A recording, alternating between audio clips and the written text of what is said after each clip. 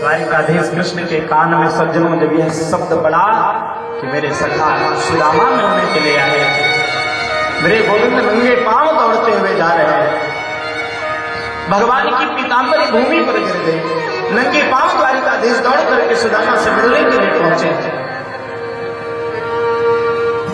सुदामा को लगा कन्हैया आएगा नहीं, काफी देर तक इंतजार किया। सुदामा ने विचार किया कि अब वो कन्हैया बड़ा हो गया, आएगा नहीं, भूल गया होगा सखा। सुदामा वापस दूर चले जाते हैं। पूरे नगर में शोर हो गया है, कोई ब्राह्मण आया है, कृष्ण का सखा है, प्रभु का सखा है, उससे मिलने के लिए गोविंद नंगे पांव गए। मेरे द्वारिकाधीश कृष्ण जब पहुंचे, सुदामा को देखा तो पकड़कर हृदय से लगा, हृदय से कृष्ण की आंखों में आंसू आ गए। सुदामा ने विचार करे, इस कन्हैया का स्वभाव तो वही है जो गुरुकुल में स्वभाव था, वही प्रेम आज भी इसके हृदय में है। भगवान ने प्रेम से सुदामा को हृदय से लगाया, भवन के अंदर लेकर के आया, सिंहासन पर बैठाया, रुक्मिणी से कहा देवी पात्र ले आओ। ब्राह्मण आया, उसके पैर धोने, मित्र आया है, उसके चरणों को धोना। सज्जनों, देवी रुक्मिणी को पात्र लाने में देर हुआ, द्वारिकाधीश कृष्ण चरणों में बैठे और मानो आज कृष्ण के आंखों से गंगा यमुना की धार निकल पड़ी है। भगवान ने आंखों के आंसू से सुदामा के चरणों का प्रक्षालन करते हैं, पैरों में कांटे लगे, बीमारियां फटी। आज सखा तुम के तेरे न हो, देखे सुदामा की दीन दशा, करुणा कर दे करुणा पानी मरा को हाथ छुयो नहीं, नैन के चले सो। भगवान अपने आंखों के आंसुओं से, प्रेमाश्रुओं से सुदामा के पैरों को धो देते। देवी रुक्मिणी पात्र लेकर के आई, द्वारिकाधीश कृष्ण देवी रुक्मिणी के साथ सुदामा जी के चरणों का प्रक्षालन करते हैं। सुदामा बार बार अपने पैरों को छिपा रहे हैं और कह रहे हैं, गोविंद तू ये क्या कर रहा है, ये इतने बड़े बड़े घर की देवियां, इनके सामने तू मेरे पैर धो रहा, छोड़ दे हमें। कन्हैया भैया मित्र जानते हो सुदामा, आप ब्राह्मणों की ही कृपा से आज मैं इस स्थान पर पहुंचा हूं। विप्र प्रसादात् धरणी धरुहं, विप्र प्रसादात् कमलाहं, विप्र प्रसादात् अजिताहं, विप्र प्रसादात् रामनाना। हे मित्र, ब्राह्मणों की ही कृपा से मैं कमलापति कहलाया हूं, ब्राह्मणों की कृपा से मैं धरणीधर कहलाया हूं, ब्राह्मणों की कृपा से आज मैं द्वारिका का राजा बन करके बैठा हूं, और तू कहता है मैं तेरी सेवा ना करूं। अरे मित्र, यह समस्त संसार देवताओं के अधीन है, देवता मंत्रों के अधीन है, और वह मंत्र ब्राह्मणों के अधीन है। इसलिए हे मित्र, ब्राह्मण तो मेरे लिए सदैव पूजनीय ही है।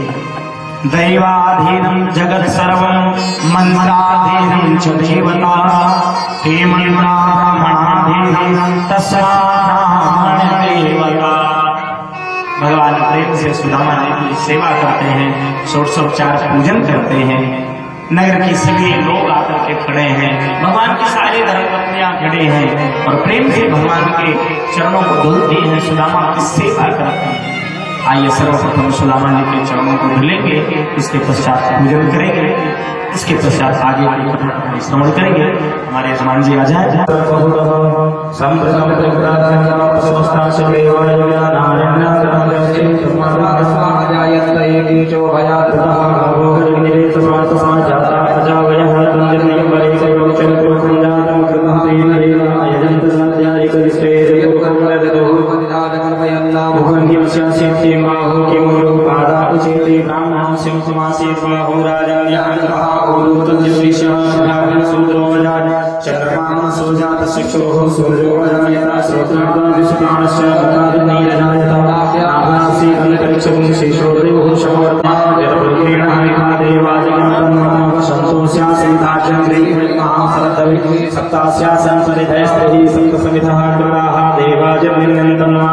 श्री राम। द्वारिकाधीश कृष्ण ने बड़े ही अद्भुत भाव से खा लिया। कृष्ण ने कहा जो सुख मेरे पास वो मैं सुदामा को दे रहा हूँ। दूसरी पोटली खोला है और दूसरी पोटली खोलने के बाद महाराज जैसे ही सुदामा के हाथों से पोटली दूसरी मुट्ठी चावल उठाया और चावल उठाने के बाद मुख में डाल लिया और कहा जो सुख ब्रह्मा जी के पास है वह सुख मैं अपने मित्र को दे रहा हूँ। तीसरी मुट्ठी जैसे ही खाने के लिए हाथ उठाए रुक्मिणी जी ने हाथ पकड़ लिया। गोविंद क्या कर रहे हैं? सब कुछ ब्राह्मण को ही दे देंगे तो आप कहाँ पर रहेंगे? क्या बचेगा आपके पास में? हाँ, इतने ब्राह्मण के ऊपर फिदा मत होइए। ब्राह्मण था जिसने आपके वक्षस्थल पर लात मार दिया था। कन्हैया ने इशारे से कहा रुक्मिणी अगर ब्राह्मण नहीं होता तो हमारा और आपका विवाह भी नहीं होता। ब्राह्मण ही पत्र आपका लेकर आया था, फिर मैं कुंदनपुर गया था और तब मैंने आपको प्राप्त किया। तो ब्राह्मण की ही कृपा से मैंने आपको प्राप्त किया। इसलिए हे देवी ब्राह्मणों को मैं सदैव इष्ट मान करके पूजता हूँ। आइए सुदामा जी के चरणों में हम सभी लोग भाव के साथ प्रणाम करते हैं।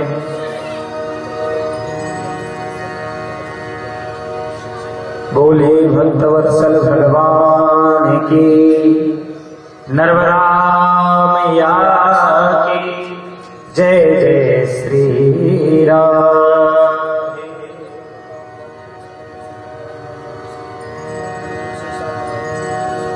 हर पल तुम्हारी आस आती रहे श्याम आती रहे। हर पल तुम्हारी आस आती रहे श्याम आती रहे। हर पल तुम्हारी याद आती रहे श्याम आती रहे। तेरी खुशी मन में समाती रहे। हर पल तुम्हारी याद आती रहे श्याम आती रहे। हर पल तुम्हारी याद आती रहे श्याम आती रहे।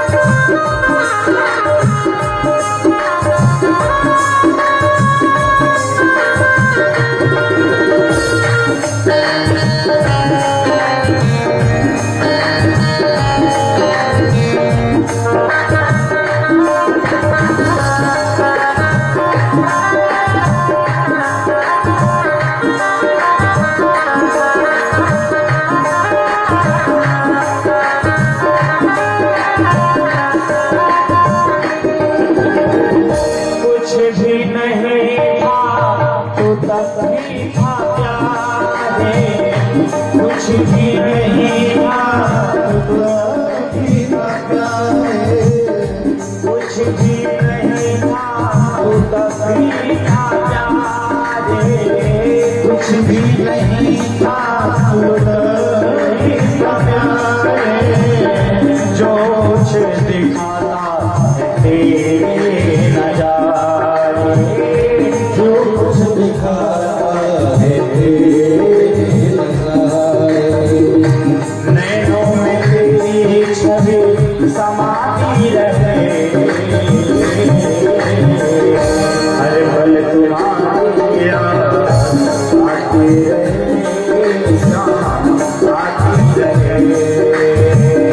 हर पल तुम्हारी याद आती रहे, आती रहे।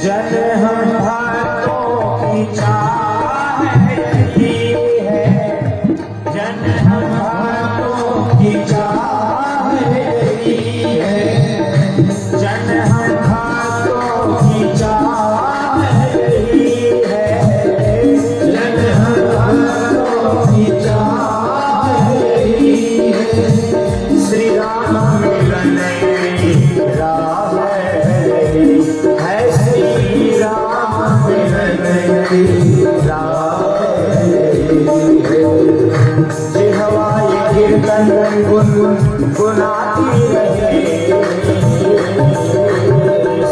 हर पल तुम्हारी याद आती रहे, आती रहे, हर पल तुम्हारी याद आती रहे, आती रहे, हर पल तुम्हारी याद आती रहे, आती रहे, हर पल तुम्हारी याद आती रहे, आती रहे। अद्भुत भाव से सुदामा ने मन ही मन भगवान का स्मरण किया और कहा, हे गोविंद, तुम्हारे सेवा भाव को देख करके मन बड़ा प्रसन्न है, और गोविंद तुम तो बस इतनी कृपा बनाए रखना, जन्म जन्मांतर यह सुदामा तुम्हें भूले नहीं और निरंतर तुम्हारी याद बनी रहे इस सुदामा को। इसके अतिरिक्त लाला और कुछ हमें नहीं चाहिए। 3-4 दिन तक सुदामा जी निवास किए, और जब द्वारिकाधीश कृष्ण ने पूछा, मित्र तुम्हें कोई वस्तु तो नहीं चाहिए, कोई सामग्री तो नहीं चाहिए, तुम्हें कोई कष्ट तो नहीं है? तो सुदामा का यही सब था, मित्र मेरे कितना सुखी तो इस संसार में ब्रह्मा भी नहीं होंगे। ये सुदामा का भाव था, कुछ मांगा नहीं, कुछ भी नहीं मांगा। और आज 3-4 दिनों के बाद सुदामा जी वापस जाने लगे अपने सुदामापुरी के तरफ, तो कन्हैया उन्हीं पुराने वस्त्रों को ला करके सुदामा को पहना दिया। देखो त्याग, सुदामा के मन में क्षणिक एक प्रश्न उठा था कि मैं कई दिनों से कन्हैया के पास आज जाने के लिए कह रहा हूं, तो हमें कुछ दे भी नहीं रहा है। चलो कोई बात नहीं, जो हमारे ऊपर वस्त्र है, जो हमें इसने हार धारण कराया गले में, इससे तो हमारा जीवन आराम से यापन हो जाएगा, परिवार का भरण पोषण हो जाएगा। देखो कन्हैया भी कितनी अद्भुत कृपा करने वाले हैं। सुदामा के मन में क्षणिक यह भाव आया, तो संतों का ऐसा भाव है, भगवान को अंतर्यामी समझ गए। सो कन्हैया ने उन्हीं पुराने वस्त्रों को सुदामा को पुनः धारण करा दिया, उन्हीं पुराने वस्त्रों को। कि हो सकता है अब तो मांग लेगा सुदामा, फिर भी मांगा नहीं। और उन्हीं पुराने वस्त्रों को धुला करके बढ़िया व्यवस्थित करके द्वारिकाधीश ने सुदामा को दिया। तो सुदामा समझ गए कि द्वारिकाधीश यह कहना चाहते हैं कि इनके जो वस्त्र आभूषण मेरे ऊपर मैं इसे यही निकाल। सुदामा ने वह वस्त्र आभूषणों को निकाल दिया और पुनः अपने पुराने वस्त्रों को धारण किया। और आज सुदामा पुनः अपने सुदामापुरी की तरफ प्रस्थान करते हैं। द्वारिकाधीश कृष्ण पूरे परिवार के साथ सुदामा को पहुंचाने के लिए जाते हैं। विचार किया हो सकता कुछ तो मांगेगा, परंतु मांगा कुछ नहीं। खाली हाथ सुदामा वापिस सुदामापुरी के लिए प्रस्थान करते हैं। सुदामा जब अपने नगर में पहुंचे ना, तो जहां पर सुदामा जी की कुटिया थी वहां स्वर्ण का भवन बन गया था। बड़ी सुंदर सुंदर अटारियां थी। तो सुदामा ने पूछा, भैया यह कौन सा नगर है? तो लोगों ने कहा यह सुदामापुरी है। सुदामा ने सोचा, अरे यहाँ तो मेरी झोपड़ी थी, यहाँ पे स्वर्ण का भवन कहाँ से आया? और अपना भवन बना लिया होगा स्वर्ण का। सुदामा वापस जाने लगे। फिर मन में आया, नहीं पूछे तो सुदामा है कहाँ? तो सुदामा जी ने